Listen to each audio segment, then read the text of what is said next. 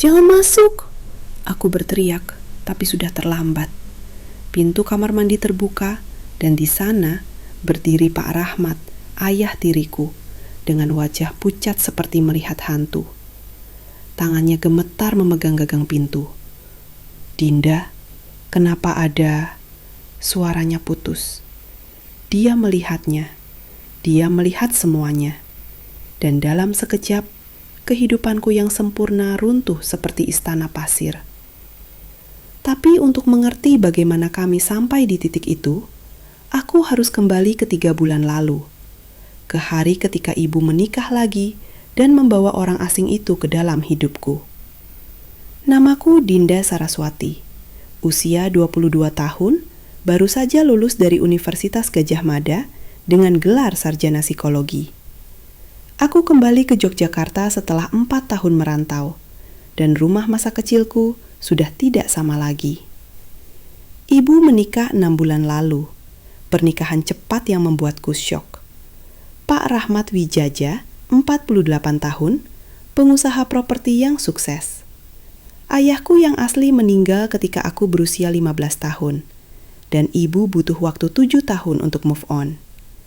Aku seharusnya senang untuk ibu, tapi ada sesuatu tentang Pak Rahmat yang membuatku tidak nyaman sejak pertama kali bertemu. Bukan karena dia jahat, justru sebaliknya, dia terlalu sempurna, terlalu perhatian, terlalu dekat. Hari pertamaku kembali ke rumah, Yogyakarta sedang panas terik. Udara lembab membuat baju katun putihku lengket di punggung. Aku mengenakan rok batik panjang berwarna coklat keemasan, pakaian tradisional yang ibu kirimkan minggu lalu dengan pesan. Pak Rahmat suka wanita yang sopan. Rambutku yang panjang aku kepang ke samping, dan aku memakai sandal kulit sederhana. Rumah kami, atau sekarang rumah mereka, adalah rumah joglo besar di daerah kota gede. Warisan keluarga Pak Rahmat. Halaman luas dengan pohon mangga tua, kolam ikan koi di depan, dan aroma bunga melati yang selalu memenuhi udara sore hari. "Dinda, kamu sudah sampai." Ibu berlari keluar, memelukku erat. Dia terlihat lebih muda, lebih berseri, bahagia. "Lihat, Mas Rahmat sudah siapkan kamar khusus untukmu. Kamar paling bagus di rumah ini." Pak Rahmat keluar dari beranda. Tinggi, tegap untuk usianya. Rambut hitam legam dengan sedikit uban di pelipis yang membuatnya terlihat distinguished. Dia mengenakan kemeja batik lengan pendek dan celana kain hitam. Wajahnya tampan, aku harus mengakui itu, dengan rahang tegas dan mata yang tajam namun hangat. "Selamat datang pulang, Dinda," katanya dengan senyum yang terlalu lama. Matanya menatapku dengan cara yang membuatku ingin menutupi leherku yang terbuka. "Ibu sudah cerita banyak tentangmu. Sarjana psikologi ya? Pintar sekali." "Terima kasih, Pak," jawabku sopan tapi tidak membalas senyumnya. Ada yang aneh, sesuatu di matanya yang tidak bisa kutangkap. Malam itu aku tidak bisa tidur. Kamarku memang bagus. Terlalu bagus. Tempat tidur king size dengan kelambu putih, lemari kayu jati berukir, bahkan kamar mandi pribadi dengan bathtub marmer. Tapi ada yang mengganggu. Kamarku bersebelahan dengan kamar utama, kamar ibu dan Pak Rahmat. Dan dinding di rumah tua ini tipis, sangat tipis. Aku mendengar suara mereka. Tidak jelas, tapi cukup untuk membuatku tidak nyaman. Ibu tertawa, suara yang sudah lama tidak kudengar. Pak Rahmat berbisik sesuatu, lalu hening. Aku menutup telinga dengan bantal dan memaksa diriku tidur. Hari-hari pertama berjalan normal.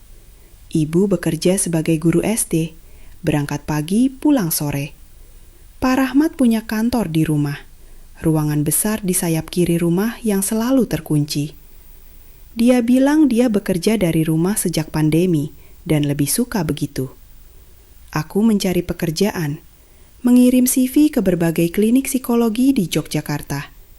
Sambil menunggu, aku membantu ibu di rumah, memasak, membersihkan, mengurus taman. Pak Rahmat, dia selalu ada. Selalu muncul di tempat yang tepat di waktu yang tepat. Ketika aku menjemur baju, dia keluar menawarkan bantuan. Ketika aku memasak di dapur, dia masuk mengambil air sambil memuji aroma masakanku. Ketika aku membaca di teras, dia duduk di dekatku sambil pura-pura membaca koran. "Dinda suka baca buku apa?" tanyanya suatu sore. Kami berdua duduk di teras belakang. Ibu masih di sekolah. Angin sore membawa aroma tanah basah sehabis hujan. Psikologi kebanyakan, buku-buku tentang perilaku manusia. Jawabku tanpa mengangkat mata dari bukuku. Man and His Symbols, karya Carl Jung. "Ah, Jung, filosofi tentang shadow self, bukan?"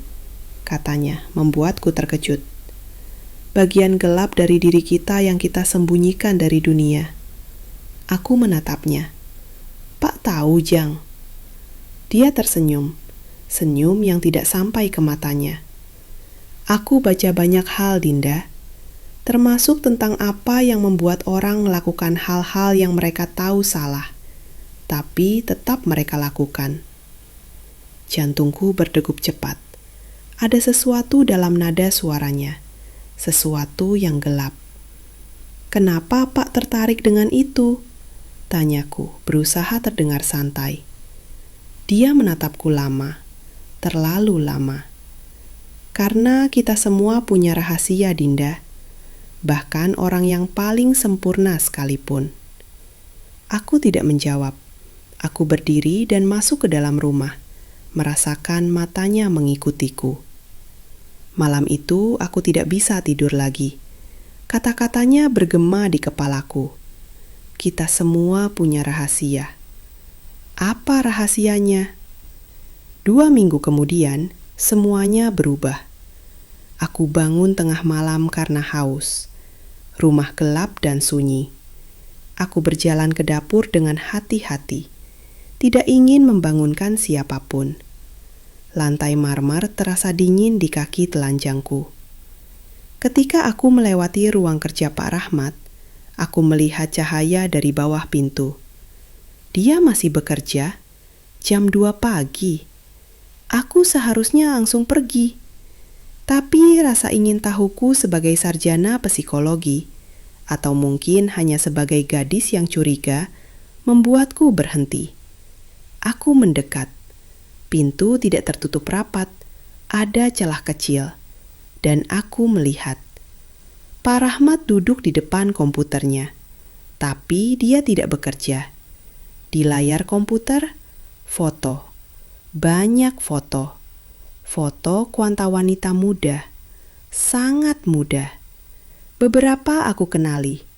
Teman-teman sekolahku dulu, tetangga, bahkan teman kuliahku yang pernah prinsip ke rumah. Danjing membuatku membeku, foto-fotoku. Banyak.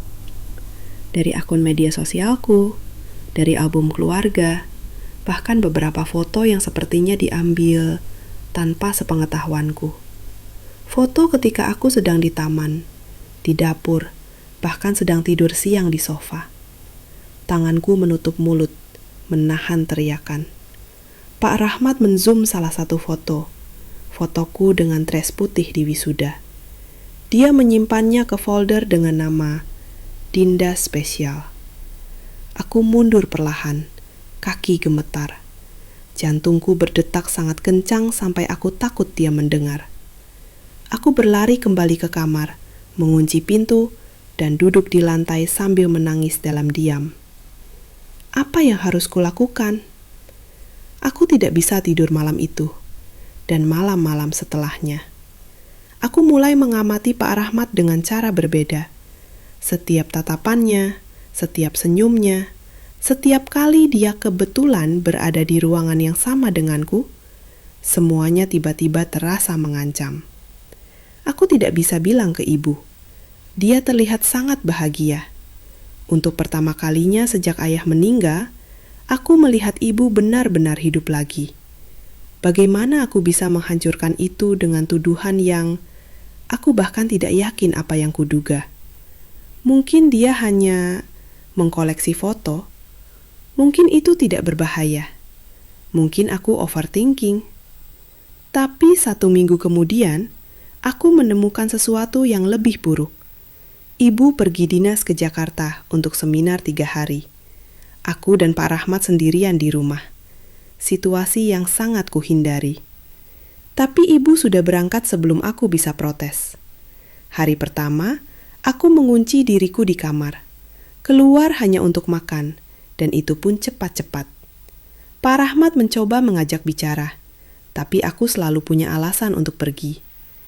Hari kedua, aku merasa lebih aman. Mungkin aku memang overthinking. Mungkin dia hanya ayah tiri yang agak aneh tapi tidak berbahaya. Sore hari aku mandi. Kamar mandi di kamarku besar, dengan bedding dan shower terpisah. Aku suka mandi lama. Cara untuk relaksasi.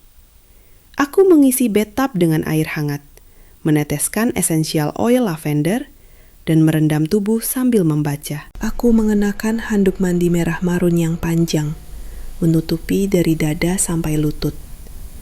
Rambutku basah, aku gulung dengan handuk kecil di atas kepala.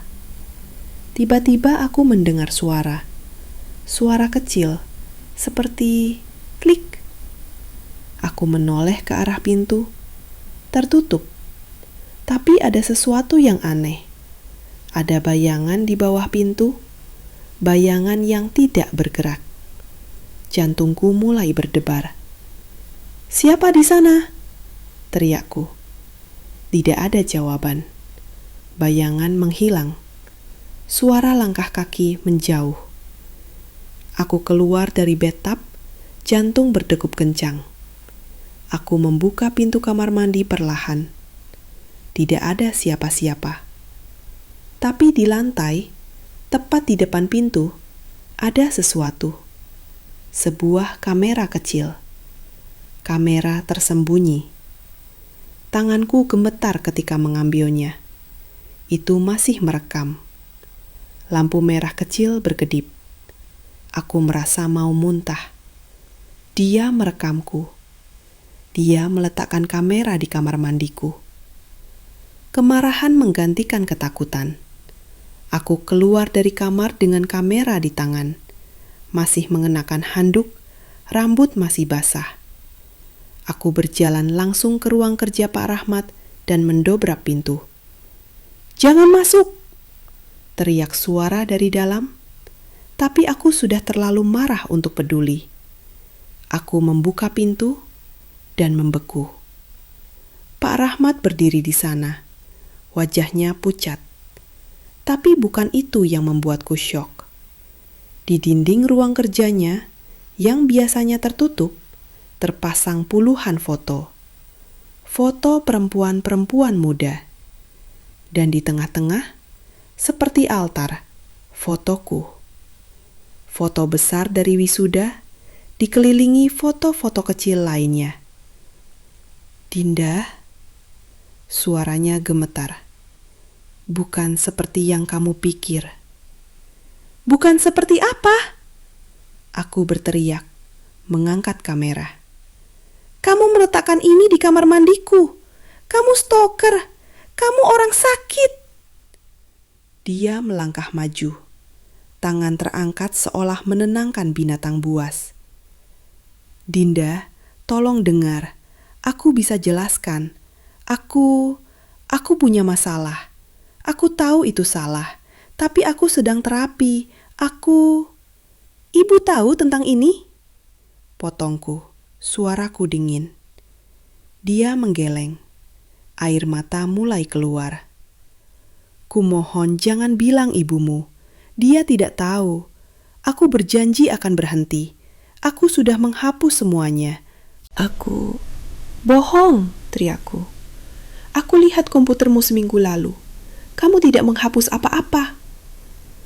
Wajahnya berubah. Dari putus asa menjadi sesuatu yang gelap. Kamu mengintipku. Kamu merekamku tanpa izin dan kamu tanya aku yang mengintip. Kami berdiri saling menatap. Ketegangan di udara begitu tebal sampai susah bernapas. Tiba-tiba dia duduk, wajahnya tertutup kedua tangan. Aku sakit, Dinda. Aku tahu aku sakit. Sudah sejak lama. Sejak sebelum aku menikahi ibumu. Lalu kenapa kamu menikahi dia? Teriakku. Kenapa kamu masuk ke kehidupan kami? Karena aku pikir dengan menikahi wanita baik-baik seperti ibumu, aku bisa sembuh. Aku pikir aku bisa normal. Dia mengangkat wajah, dan aku melihat dia benar-benar menangis. Tapi kemudian kamu pulang, dan aku tidak bisa mengendalikan diriku. Aku merasa jijik. Jadi ini salahku. Bukan salahmu. Ini salahku. Sepenuhnya salahku. Dia berdiri. Tapi kumohon, jangan bilang ibumu. Dia akan hancur. Pernikahannya akan hancur. Dan itu karena aku yang rusak. Kamu pikir aku peduli dengan perasaanmu? Tidak. Tapi aku pikir kamu peduli dengan ibumu. Kata-kata itu menohok. Karena dia benar. Aku peduli dengan ibu. Ibu yang sudah 7 tahun hidup sendiri, berjuang membesarkanku sendirian, akhirnya menemukan kebahagiaan. Dan sekarang aku harus menghancurkannya. Aku akan pergi, katanya tiba-tiba. Aku akan cerai dengan ibumu. Aku akan bilang aku punya wanita lain atau alasan apapun yang membuatnya tidak menyalahkan dirinya sendiri. Tapi kumohon, jangan bilang yang sebenarnya. Biarkan dia membenciku. Tapi ton dia merasa bodoh comparing keeping. Aku menatapnya lama. Bagian dari diriku ingin menolak. Ingin memberitahu ibu semuanya. Tapi bagian lain, bagian yang lebih bijak mungkin, tahu bahwa beberapa kebenaran lebih menyakitkan daripada kebohongan. Kamu punya 2 hari, kataku akhirnya. 2 hari untuk membereskan ini. Untuk meninggalkan rumah ini. Dan kalau aku melihat kamu mendekati ibu lagi, atau wanita muda manapun, aku akan ke polisi. Aku tidak peduli apa yang terjadi. Dia mengangguk, wajahnya hancur. Terima kasih, Dinda. Kamu lebih baik dari yang aku layak dapatkan. Aku tidak melakukan ini untukmu. Aku melakukan ini untuk ibu. Aku berbalik dan keluar dari ruangan, tubuhku gemetar. Aku kembali ke kamarku, mengunci pintu, dan menangis sampai tidak ada air mata lagi. 2 hari kemudian, Pak Rahmat pergi. Dia meninggalkan surat untuk ibu. Surat yang bilang dia bertemu dengan cinta lamanya, bahwa dia tidak bisa melawan perasaannya, bahwa dia sangat menyesal, tapi ini yang terbaik. Ibu hancur. Dia menangis berhari-hari. Aku memeluknya, membiarkan dia menangis di bahuku, membisikkan kata-kata penghiburan yang terasa kosong di mulutku. Kenapa aku selalu memilih pria yang salah? Tangisnya suatu malam. Ayahmu meninggalkan kita dengan pergi terlalu cepat. Sekarang Mas Rahmat meninggalkan kita dengan cara yang lebih menyakitkan. Bukan salah ibu, bisikku. Beberapa orang, mereka pintar menyembunyikan siapa mereka sebenarnya. Kamu tahu sesuatu kan? Tanyanya tiba-tiba. Matanya menatapku tajam meskipun berair. Kamu tidak pernah menyukainya sejak awal. Kamu melihat sesuatu yang tidak aku lihat. Aku terdiam. Aku tidak bisa berbohong, tapi aku juga tidak bisa mengatakan kebenaran. Ibu, yang penting sekarang kita berdua baik-baik saja. Kita tiang consumption sansa seperti kamu, benar. Patu punya satu sama lain. 3 bulan berlalu. Ibu perlahan pulih. Dia kembali bekerja dengan semangat baru, bahkan mulai ikut kelas yoga dan bergabung dengan klub buku. Aku mendapat pekerjaan di klinik psikologi di Sleman. Ironis bahwa aku yang mengobati orang dengan masalah mental setelah menghadapi predator seksual di rumahku sendiri. Suatu hari, aku menerima email dari alamat yang tidak aku kenal. Dinda, ini Pak Rahmat. Aku tahu kamu bilang untuk tidak menghubungimu. Tapi aku ingin kamu tahu, aku sudah masuk program rehabilitasi. Terapi intensif untuk sex addiction dan voyeurism. Aku tidak meminta maaf karena kata-kata tidak cukup untuk apa yang kulakukan. Tapi aku ingin kamu tahu bahwa kamu menyelamatkanku. Dengan menghadapiku, dengan tidak membiarkanku lari, kamu membuatku akhirnya menghadapi masalahku. Aku harap suatu hari kamu bisa memaafkanku, tapi aku mengerti jika tidak. Terima kasih karena melindungi ibumu. Kamu putri yang luar biasa. Aku menatap email itu lama. Bagian dariku ingin menghapusnya, ingin berpura-pura tidak pernah membacanya. Tapi bagian lain, bagian psikolog yang kulatih selama 4 tahun, tahu bahwa orang bisa berubah. Tidak selalu, tidak mudah, tapi bisa. Aku tidak membalas email itu, tapi aku tidak menghapusnya juga. Beberapa bulan kemudian, ibu mulai kencan lagi. Kali ini dengan Pak Andi, guru olahraga di sekolahnya. Pria sederhana, jujur, dengan tawa keras dan mata yang baik. Ketika dia datang ke rumah pertama kali untuk makan malam, aku mengamatinya seperti psikolog mengamati subjek penelitian.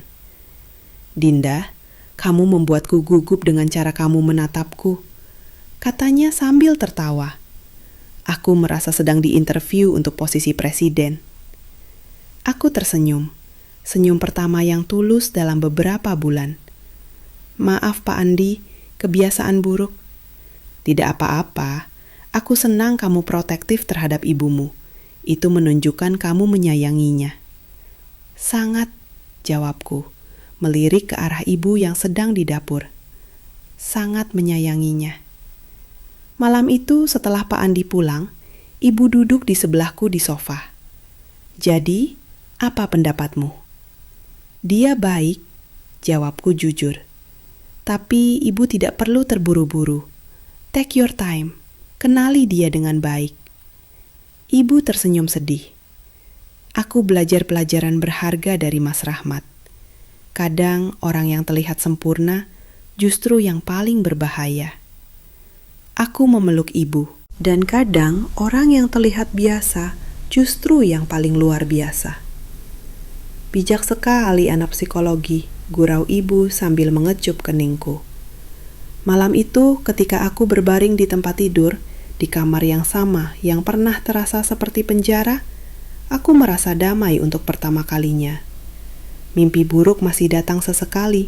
Aku masih memeriksa kamar mandi setiap hari, mencari kamera tersembunyi yang tidak ada. Tapi aku selamat, kami selamat. Dan yang terpenting, aku belajar bahwa keberanian bukan tentang tidak takut. Keberanian adalah melakukan hal yang benar meskipun kamu sangat takut. Meskipun konsekuensinya tidak jelas. Meskipun itu berarti melindungi orang yang kamu cinta dengan cara yang menyakitkan. Aku melihat ke arah jendela, di mana bulan purnama bersinar terang. Di suatu tempat di luar sana, Pak Rahmat sedang berjuang dengan setan-setannya sendiri. Aku tidak tahu apakah dia akan menang, tapi aku tahu satu hal, dia tidak akan menyakiti ibu lagi, atau wanita lain manapun, karena aku akan memastikan itu. Aku seorang psikolog, aku memahami pikiran manusia, dan aku akan menggunakan pengetahuan itu untuk melindungi orang-orang yang aku cintai, tidak peduli siapa atau apa yang mencoba menyakiti mereka.